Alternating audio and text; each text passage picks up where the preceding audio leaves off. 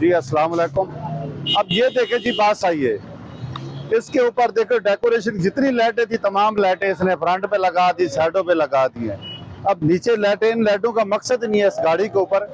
अब इस साइड पे देखें, इधर इन लाइटों का लगाने का क्या मकसद है? ये जो लाइटें लगाई हैं, ऊपर लगाई नीचे लगाई, इनका क्या मकसद है? ड्राइवर ड्राइवर कौन है? इस गाड़ी के ड्राइवर आप हैं? तो ये जो फजूल की लाइटें आपने लगा दी हैं, इनका कोई मकसद है? इनकी अपनी जो लाइटें लगी हुई हैं, ये ठीक है ना?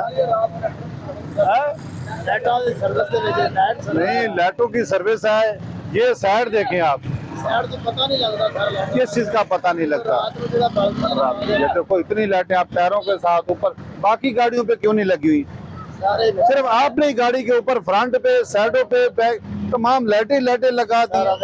इसको फाइन दो भाई, इधर आ जाए, इसको फाइन दो, भी फाइन दो। ये छत में भी सामान रखा हुआ है, इसकी छत देखे, छत के ऊपर पे सामान रखा हुआ है, साइडों पे भी इसने लाइटें लगाई हुई हैं। आ जाए, इधर आ जाए, साइड पे आ जाए, उधर आगे आ जाए।